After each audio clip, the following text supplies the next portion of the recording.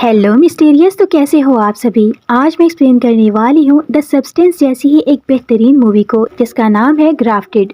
ये बिल्कुल the substance movie जैसी ही हॉरर है और अगर आपको द सब्सटेंस पसंद आई थी तो ये भी आपको जरूर पसंद आएगी क्योंकि इन दोनों की स्टोरी काफी मिलती जुलती है। मूवी की शुरुआत होती है एक छोटी लड़की से जो कॉर्प्स फ्लावर की एक ड्राइंग बना रही थी और ये फ्लावर उसने अपने डैड की बुक से ही देखा था। दरअसल इस बच्ची के डैड ल्यू एक साइंटिस्ट हैं और वो बताते हैं ये कॉर्प्स फ्लावर कई सालों में सिर्फ एक ही बार पैदा होता है और वो भी कुछ ही टाइम के लिए, उसके बाद वो मुरझा जाता है और इस फूल के अंदर से सड़े हुए कॉर्प्स जैसी स्मेल आती है, इसीलिए इसका नाम कॉर्प्स फ्लावर है। ल्यू और उसकी बेटी वे के फेस पर एक बर्थ मार्क था जिसे ल्यू हटाना चाहता था, जिसके लिए वो प्लास्टिक सर्जरी की एक टेक्निक यूज करने वाला था जिसे ग्राफ्टेड टेक्निक कहा जाता है, जिसमें स्किन के किसी जले हुए हिस्से को अपनी स्किन के एक हेल्दी पार्ट को काट कर उस डैमेज हिस्से पर लगा दिया जाता है, जिससे वो डैमेज हिस्सा भी बिल्कुल पहले की तरह नॉर्मल हो जाता है। लेकिन ल्यू ये काम बगैर सर्जरी के करने वाला था क्योंकि उसने एक ऐसा एक्सपेरिमेंट किया था जिससे स्किन के टिश्यू खुद ब खुद एक दूसरे में ब्लेंड होकर हील हो जाएंगे और वो काफी हद तक कामयाब हो चुका था। अब सिर्फ उसका एक्सपेरिमेंट करना बाकी था जिसके लिए वो अपने फेस पर ही एक्सपेरिमेंट करने का सोचता है, लेकिन लास्ट पर आकर एक गड़बड़ हो जाती है। न्यू स्किन का टिश्यू सिर्फ अपनी जगह ही नहीं बल्कि पूरे फेस पर फैलने लगता है, जिसकी वजह से उसका मुंह और नाक बंद होने लगते हैं और उसका दम घुटने लगता है, जिस वजह से वो अपने मुंह से स्किन को काट देता है। पर अजीब तरह से वो स्किन फिर से हील हो जाती है और वो जितनी बार भी स्किन को काटता है वो फिर से रिपेयर होती जा रही थी। उसकी बेटी ल्यू उसकी हेल्प करने की कोशिश करती है और वो भी चाकू से ल्यू का मुंह वाला हिस्सा काट रही थी, पर वो स्किन का पैच ल्यू के पूरे मुंह को कवर कर लेता है, जिसकी वजह से उसके मुंह, आंखें, कान, नाक बंद हो जाते हैं और वो दम घुटने की वजह से मर जाता है। सीन यहाँ शिफ्ट होकर कुछ सालों बाद की कहानी दिखाई जाती है। वे अब बड़ी हो चुकी थी पर उसके फेस के बर्थ मार्क की वजह से सब लोग उससे दूर रहते थे। वो उसे बदसूरत और मॉन्स्टर समझते थे, जिसकी वजह से उसका कोई भी दोस्त वगैरह नहीं था और उसकी जिंदगी खराब हो चुकी थी और वो बहुत दुखी रहा करती थी। वो अपनी इस कमी को दूर करना चाहती थी और इसके लिए उसके पास एक आखिरी उम्मीद ही बची हुई थी, उसके डैड की वही रिसर्च, वही फेशियल एक्सपेरिमेंट जो उसके डैड ने किया था, जिसकी वजह से उनकी मौत भी हो गई थी। लेकिन वे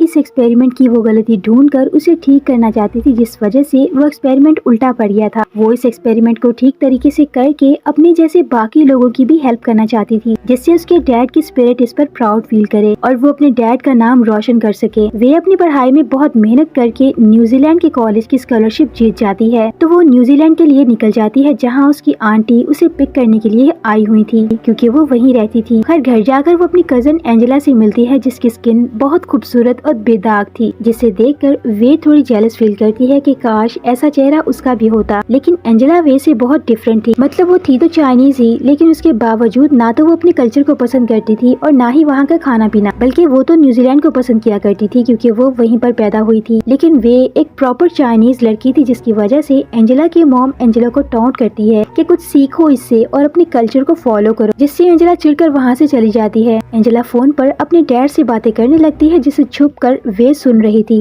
और वे को देखकर एंजेला का पेट डॉग भौंकने लगता है, जिससे वे वहाँ से चली जाती है और एंजेला समझ जाती है कि वे छुपकर उसकी बातें सुन रही थी, जो कि एंजेला को वियर्ड लगता है। खैर रात में वे अपनी पूजा कर रही थी और वो अपने डैड को ऑफरिंग्स करती है और वो प्रे करती है कि कल उसके कॉलेज का पहला दिन है तो वो अच्छे से गुजर जाए। खैर अगले दिन कॉलेज जाते वक्त वे को रास्ते में एक होमलेस इंसान मिलता है जिसका चेहरा काफी डिसऑर्डर्ड था, पर वो दिल का काफी साफ इंसान था। वो वे को उसके कॉलेज का रास्ता बताता है, जिसके बाद कॉलेज में वे सबसे काफी अलग बैठी हुई थी। हालांकि उसकी कजन एंजेला अपने दोस्तों के ग्रुप के साथ बैठी हुई थी और हम समझ पाते हैं कि एंजेला भी वे को पसंद नहीं करती उसकी बदसूरती की वजह से, इसलिए वो उससे दूरी बना रही है कि कहीं वो अपने फ्रेंड्स के सामने एम्बेरस ना हो। एंजेला की क्लोज फ्रेंड्स में ईव और जैस्मिन थी, जबकि ईव अपने प्रोफेसर की ही गर्लफ्रेंड थी, जिसकी वजह से उसके मार्क्स वगैरह भी अच्छे आया करते थे और आज के टेस्ट रिजल्ट में ईव को 92% मार्क्स मिले थे। हालांकि वो पढ़ाई में बिल्कुल भी अच्छी नहीं थी, लेकिन वही जैस्मिन काफी अच्छी लड़की थी और वो पढ़ाई में भी काफी अच्छी थी। लेकिन इन सब में से वे सबसे ज्यादा अच्छी और सबसे ज्यादा ओबेडिएंट स्टूडेंट थी, जिस वजह से उसे 100% मार्क्स मिले थे, जिसे देखकर पूरी क्लास के लोग हैरान थे। खैर प्रोफेसर पोल कहते हैं कि उन्हें एक लैब असिस्टेंट की जरूरत है, तो जो भी इंटरेस्टेड है वो क्लास के बाद लैब में उनसे मिल ले, जिसके लिए वे सबसे ज्यादा इंटरेस्ट शो करती है। आफ्टर ऑल वो भी तो यही चाहती थी, एक लैब जहाँ वो अपने डैड की रिसर्च पूरी कर सके। खैर वो लैब चली जाती है और अपने डैड की रिसर्च वाली जनरल पढ़ने लगती है, लेकिन उसे प्रोफेसर देख लेता है और उससे लेकर पढ़ने लगता है, जिससे वे उन्हें बताती है कि उसके फादर एक साइंटिस्ट थे और ये उन्हीं की रिसर्च है। और प्रोफेसर को ये काफी काम की चीज लगती है, जिसकी वजह से वो वे को अपना असिस्टेंट बना लेते हैं और उससे अपने साथ काम करने की भी ऑफर करते हैं, क्योंकि वो एक मौका परस्त इंसान था जो स्टूडेंट्स का फायदा उठाया करता था। खैर कॉलेज के बाद एंजेला अपनी दोस्तों के घर वापस आकर वे के रूम को एक्सप्लोर करने लगती है, जहाँ उसे वे के डैड की फोटो नजर आती है, जिनके चेहरे पर सेम वैसा ही बर्थ मार्क था जैसा कि वे के चेहरे पर था। इसके बाद वो देखती हैं कि वे के कमरे में काफी अजीब से इंसेक्ट्स की पिक्चर्स और स्किन के पैचेस और सीजर्स वगैरह थी, जिससे वो लड़कियां ये सोचकर वहाँ से चली जाती हैं कि ये लड़की तो बहुत ही अजीब है। खैर वे भी घर पर आ चुकी थी तो सब लोग सी फूड खा रहे थे, पर जब वे उनके साथ खाने बैठती है तो वो सब लोग वहाँ से चले जाते हैं कि हमें तो सी फूड पसंद ही नहीं। इधर प्रोफेसर पोल को उनके हेड ऑफिस से ईमेल आई थी कि उन्हें अपनी रिसर्च 2 हफ्तों में ही सबमिट करनी होगी, जिससे वो परेशान हो जाता है क्योंकि वो अपनी रिसर्च में फेल हो चुका था और अब वो वे के स्किन एक्सपेरिमेंट वाली रिसर्च में काफी इंटरेस्टेड था। खैर अगली सुबह एंजेला और वे कॉलेज के लिए निकल जाती हैं तो वे दूर से ही एंजेला के ग्रुप को देख रही थी कि वो लोग कितने खूबसूरत हैं, कितने अच्छे से हंसती हैं और बातें करती हैं, और वे भी अपनी इस कमी को दूर करना चाहती थी। तो वो भी उनकी तरह मिमिक्री करने लगती है, क्योंकि ये भी उसका एक टैलेंट है कि वो किसी की भी मिमिक्री कर सकती है। लेकिन वो इन्फ्योरिटी कॉम्प्लेक्स का शिकार थी और वो खुद को बहुत बदसूरत समझती थी अपने स्कार की वजह से। खैर वो हिम्मत करके उनके पास चली जाती है और उन्हें डिनर पर इनवाइट करती है कि आज उसके डैड की बरसी है। तो वो लोग मना नहीं करते और वे के साथ एक रेस्टोरेंट में आ जाते हैं। वे अपने डैड का फेवरेट चाइनीज खाना मंगवाती है जो उन लोगों को पसंद नहीं आता और वो लोग वहाँ से उठकर चली जाती हैं। लेकिन जैस्मिन उसका दिल रखने के लिए एक बाइट टेस्ट कर लेती है, पर उसे भी वो खाना पसंद नहीं आता तो वो सॉरी बोलकर वहाँ से चली जाती है, जिससे वे काफी दुखी हो जाती है क्योंकि इस पूरे सिटी के अंदर वो ही एक वियर्ड इंसान थी। खैर वापसी पर रास्ते में फिर से वे को वही भयानक चेहरे वाला होमलेस इंसान मिलता है, जिससे वो बातें करने लगती है और वो बताती है कि उसके पास एक ऐसा सीक्रेट है जिससे वो एक दिन खुद को और उसे भी बिल्कुल खूबसूरत बना देगी। लेकिन वो होमलेस इंसान यानी जॉन कहता है कि तुम तो पहले से ही खूबसूरत हो, और ये बात सुनकर वो इमोशनल हो जाती है क्योंकि ये पहली बार था जब किसी ने उसे खूबसूरत कहा था। खैर तभी वहाँ पर प्रोफेसर पोल आ जाता है और वो वे को लिफ्ट ऑफर करता है और रास्ते में वो कहता है कि वो वे की रिसर्च पर इंटरेस्टेड है और वो कल से ही इस पर काम शुरू करेगा, जिसे सुनकर वो बहुत खुश हो जाती है और घर जाकर वो अपनी डैड की फोटो से बातें करती है कि आपकी बेटी आपका नाम रोशन करेगी। कि तभी उसे घर के अंदर से एंजेला के बॉयफ्रेंड की आवाज आती है, तो वे चुपकर उन्हें देखने जाती है, जिसकी वजह से बाइकी फिर से भौंकने लगता है और एंजेला समझ जाती है कि वे फिर से उन्हें चुपकर देख रही है। तो वो वे से स्ट्रिक्टली बात करने के लिए जाती है कि आज के बाद मुझसे दूर रहना, ना तो मुझे तुम्हारे गंदे खाने की स्मेल आए और ना ही अगरबत्ती वगैरह की, वरना तुम अपना इंतजाम किसी और जगह कर लो। और वे दुखी होकर वहाँ से चली जाती है। फिर अगले दिन वो प्रोफेसर के साथ रिसर्च करने लगती है कि उसके डैड के फार्मूले में क्या गड़बड़ थी, और जल्दी ही प्रोफेसर को पता चल जाता है कि असल में इस फार्मूले में एक पेंटिंग एजेंट मिसिंग है और हमें इसको ढूंढना होगा। तो ये दोनों मिलकर दोबारा से रिसर्च करने लगते हैं, लेकिन बार बार फेल हो रहे थे। फिर जब वे घर जा रही थी तो उसे रास्ते में एक बैनर नजर आता है जिस पर कॉर्प्स फ्लावर के बारे में लिखा हुआ था कि ये 5 साल के बाद खिलता है और ये सिर्फ 24 घंटे के लिए ही जिंदा रहता है, उसके बाद मुरझा जाता है। तो वो घर जाकर अपने डैड के सामने प्रे करती है कि मुझे कुछ भी समझ नहीं आ रहा, प्लीज मुझे रास्ता दिखाएं। और अगले दिन वो फिर से लैब में फेल हो जाते हैं, जिसकी वजह से प्रोफेसर अपना आपा खो देता है और वो इस रिसर्च को बकवास और फालतू समझकर छोड़ने का फैसला करता है। और तभी वहाँ पर जैस्मिन आकर पॉल से रिक्वेस्ट करती है कि वो उसे अपनी असिस्टेंट बना ले। तो पॉल फौरन वे को हटाकर जैस्मिन को असिस्टेंट रख लेता है। इसके बाद दोनों साथ में कॉलेज से निकलते हैं। तो रास्ते में जैस्मिन वे को काफी फ्रेंडली ट्रीट कर रही थी और वो वे से कहती है कि तुम्हें अपनी स्कार को छुपाने की जरूरत नहीं, ये एक रियलिटी है, तो तुम्हें रियलिटी को एक्सेप्ट करना होगा और सब कुछ ठीक हो जाएगा। तभी वे को फिर से वही पोस्टर जमीन पर पड़ा हुआ नजर आता है जिस पर कॉर्प्स फ्लावर के बारे में लिखा हुआ था, जिसे देखकर वे के माइंड में एक बात आती है कि शायद से ये एक इशारा है, शायद उसके डैड इस फ्लावर के जरिए से कुछ कहना चाहते हैं, उसकी हेल्प करना चाहते हैं जिससे वो बेंडिंग एजेंट मिल सके। तो रात में वो चोरी छुपे उस जगह जाती है जहाँ पर वो कॉर्प्स फ्लावर खिला हुआ था। तो वो जल्दी से उस फ्लावर का सब्सटेंस चुरा लेती है और लैब ले जाकर उसे अपने रिसर्च वाले फार्मूले में मिला देती है, जिसके बाद वो खुद पर इसका टेस्ट करने का सोचती है और वो अपनी थाई से स्किन का एक पैच काट कर उतारती है और इसमें अपना फार्मूला इंजेक्ट करके उसे वापस जोड़ती है और शॉकिंगली वो मर्ज हो जाता है बिल्कुल पहले की तरह। लेकिन वहाँ दूसरे रूम में पॉल और ईव भी एक साथ थे। तो पॉल उसे देख लेता है और वो उससे पूछने के लिए जाता है कि तुम इस वक्त यहाँ यहाँ पर क्या कर रही हो। तो वे उसे अपनी थाई दिखाकर बोलती है कि उसने कर दिखाया, उसका एक्सपेरिमेंट काम कर गया। और इधर ईव भी उन्हें खिड़की से देख रही थी, तो वो इन दोनों को इस तरह से देखकर गलत समझकर उनकी पिक्चर बना लेती है कि शायद वे पोल को अपनी थाईज दिखाकर सेड्यूस कर रही है। और वो बाहर जाकर दोनों को टॉन्ट भी करती है जैसे वो कुछ गलत कर रहे थे। लेकिन वो वे को अपनी कार में लिफ्ट ऑफर करती है, जिस पर वे उसके साथ जाने लगती है, लेकिन उसकी बुक लैब में ही छूट जाती है, जिसे देखकर पोल काफी खुश हो जाता है क्योंकि वो वे की रिसर्च को अपने नाम से पब्लिक करना चाहता था ताकि वो पहले की तरह ही फेमस हो जाए। दरअसल उसने 17 साल की एज में ही एक रिसर्च की थी जिससे वो काफी फेमस हो गया था, या फिर शायद वो रिसर्च भी उसने किसी और की चुराई होगी जिसे उसने अपने नाम से पब्लिक करके सारा क्रेडिट खुद ले लिया। और अब वो वे के साथ भी यही करने वाला था, पर वे की बुक चाइनीज में लिखी हुई थी जिस वजह से उसे कुछ भी समझ नहीं आता। तो वो अपने एक चाइनीज फ्रेंड से इसे इंग्लिश में ट्रांसलेट करने का कहता है। इधर ईव वो फोटो एंजेला को सेंड कर देती है कि देखो तुम्हारी कजन के कारनामे, जिसकी वजह से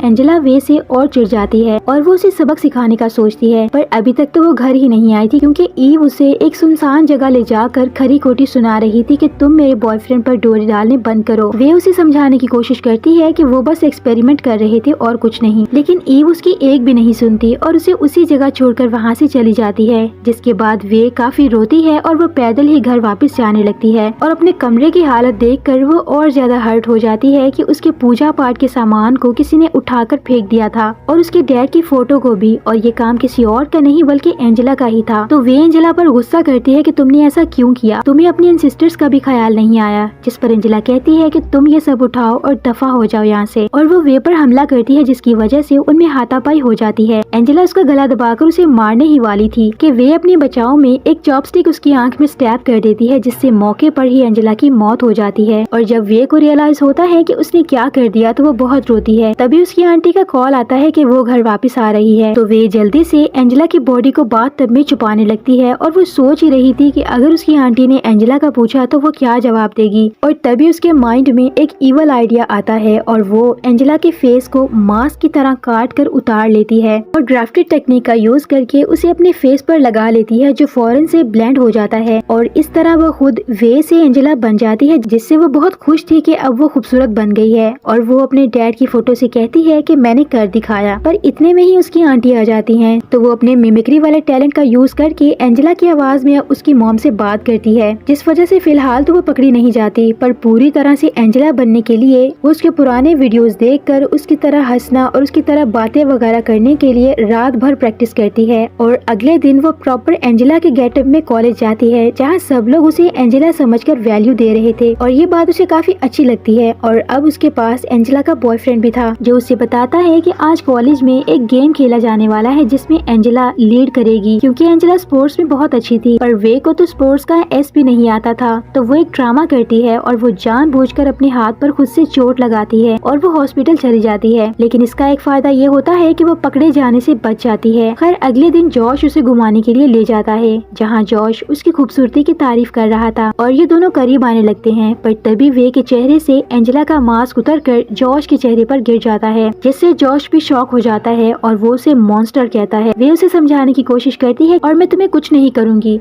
पर जॉश बहुत डर चुका था और उससे दूर जाने के चक्कर में जॉश खाई में गिरकर मर जाता है और वे अपने घर वापस चली जाती है। और उसे समझ आ चुका था कि इस फॉर्मूले में जो बाइंडिंग एजेंट डाला गया है वो अभी भी सिर्फ कुछ ही टाइम के लिए काम करता है, परमानेंटली नहीं। और इसे फिक्स करने के लिए वो अपनी बुक ढूंढने लगती है जो उसे नहीं मिलती और उसे याद आता है कि वो तो उसने लैब में ही छोड़ दी थी। तो वो प्रोफेसर को मैसेज करती है पर वो कोई रिप्लाई नहीं करता, क्योंकि वो तो वे के डैड लियो पर रिसर्च कर रहा था और उसे पता चलता है कि वो एक साइको साइंटिस्ट था जिसने एक लड़की पर चाकू से अटैक कर दिया था, जिसकी वजह से उसे जेल भी जाना पड़ा और उसे जॉब से भी निकाल दिया गया। और उसके बाद जो हुआ वो हमने मूवी की शुरुआत में देखा था और प्रोफेसर उस बुक की ट्रांसलेशन करवा चुका था, जिससे उसे पता चलता है कि वो बाइंडिंग एजेंट कॉर्प्स फ्लावर में ही मिलेगा। तो वो जल्दी से उस जगह जाता है जहाँ पर कॉर्प्स फ्लावर को उगाया गया था, लेकिन वहाँ जाकर उसे पता चलता है कि वो फूल तो मुरझा गया था, पर फिर भी पॉल किसी तरीके उसका सब्सटेंस निकाल लेता है। इधर वे फिर से एंजेला का मास्क लगाकर लैब चली जाती है बुक ढूंढने के लिए, जो उसे कहीं भी नहीं मिलती, तो वो समझ जाती है कि वो बुक पॉल के पास ही होगी। तो वो फिर से पॉल को फोन करके पूछने लगती है, पर पॉल उसे साफ मना कर देता है कि इस रिसर्च को उसी ने लीड किया था और अब ये रिसर्च उसकी है, जिसे वो अपने नाम से पब्लिश करेगा। और वे को समझ आता है कि प्रोफेसर ने उसे धोखा दिया है और उसके डैड की रिसर्च को हथिया लिया है। तो वो फ्रस्ट्रेट होकर वहाँ से चली जाती है। प्रोफेसर जब वापस आता है तो लैब का सारा सामान बिखरा हुआ था और वो समझ जाता है कि ये वे का ही काम है। इधर वे का अपना असली चेहरा भी डैमेज हो रहा था क्योंकि उसे एंजेला की स्किन सूट नहीं कर रही थी, जिसकी वजह से वो अपना अगला शिकार ढूंढती है जो थी ईव। और वो ईव को अपने घर बहाने से बुलाती है और मौका देखकर वो उस पर अटैक कर देती है, पर किसी तरह ईव बचकर वहाँ से भागने लगती है। लेकिन गेट बंद था तो वो वहीं पूल के अंदर पानी में छुप जाती है। वे उसे ढूंढते हुए पूल के पास आ जाती है और पानी के अंदर से निकल रहे बबल से उसे पता चल जाता है कि ईव यहीं पानी के अंदर है। तो वो उसे बालों से पकड़कर उसके सर में ड्रिलर मशीन से ड्रिल करके उसे मार देती है और वो अपना फेस ईव के फेस के साथ स्विच कर लेती है, सेम उसी तरह से जैसे उसने एंजेला का फेस लगाया था। और वो ईव जैसे लेंस और हेयर विग लगाकर और वो उसके पुराने वीडियोस देखकर उसी की तरह बन जाती है और उसकी मिमिक्री करके उसी की आवाज में बात करने लगती है। और अब उसे पोल से अपनी बुक वापस लेनी थी, तो वो ईव बनकर ये काम इजीली कर सकती है। लेकिन सुबह सुबह उसके घर पर पुलिस इन्वेस्टिगेशन के लिए आ जाती है क्योंकि उनका मेन शक तो एंजेला पर था।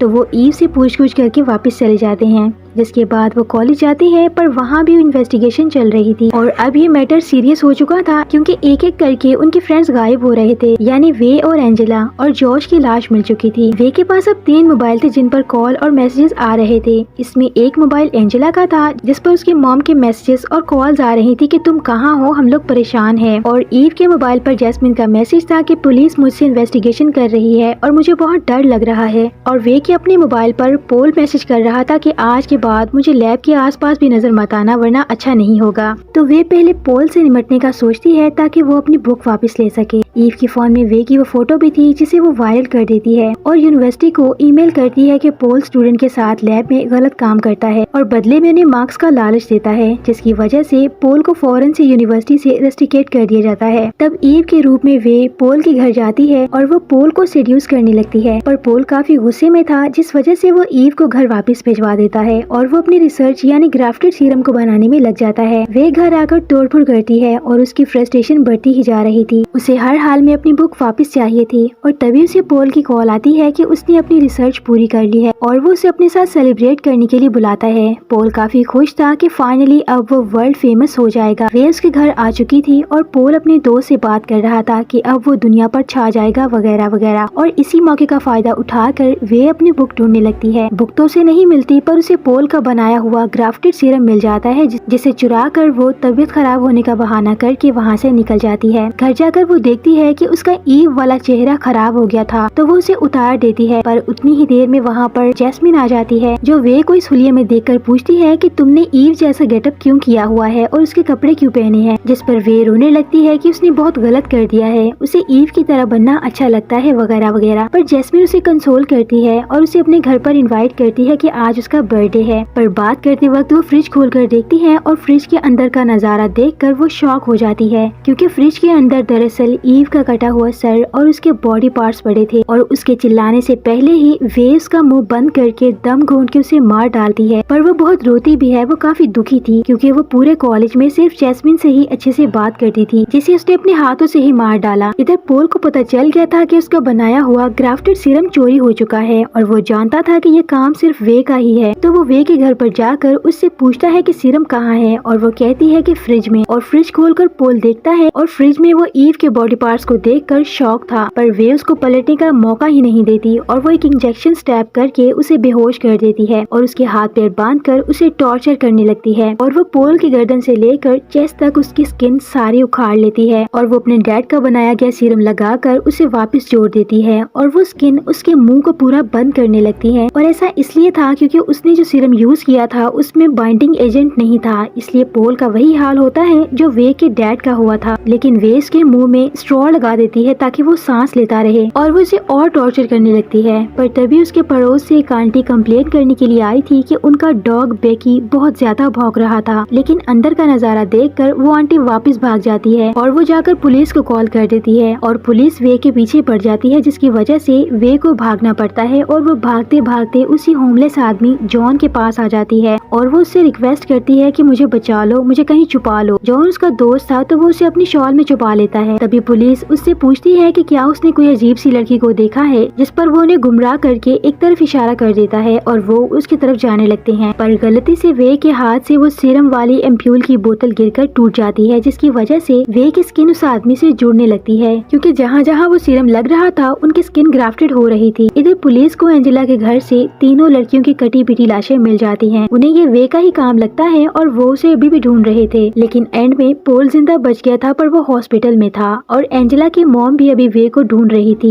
तो उसे सड़क पर एक होमलेस इंसान मिलता है जिसका चेहरा और फिगर बिल्कुल डिसऑर्डेड था। इतना भयानक चेहरा देखकर वो डरकर भाग जाती है और असल में ये वे और जॉन दोनों ही थे जिनके चेहरे एक दूसरे में मर्ज हो चुके थे। अब आप सोच रहे होंगे कि सीरम का असर तो कुछ ही देर तक रहना चाहिए था, पर दरअसल ये वो सीरम नहीं था, बल्कि ये वो सीरम था जो वे ने पोल से चुराया था, यानी बाइंडिंग एजेंट वाला सीरम, जिसकी वजह से अब इन दोनों के फिगर्स एक दूसरे में मर्ज होकर अजीब सा मॉन्स्टर रूप ले चुके थे और अब ये हमेशा के लिए ऐसे ही रहेंगे। और द सब्सटेंस मूवी की तरह ये मूवी भी यहीं पर एंड हो जाती है। तो फ्रेंड्स, ये थी ग्राफ्टेड मूवी की कहानी। उम्मीद है कि आपको इसकी स्टोरी समझ आ गई होगी। तो अगर वीडियो पसंद आई है तो इसे लाइक कर दें और चैनल पर नए हैं तो सब्सक्राइब कर दें। मिलती हूँ एक और न्यू हॉरर वीडियो में, तब तक के लिए स्टे मिस्टीरियसली।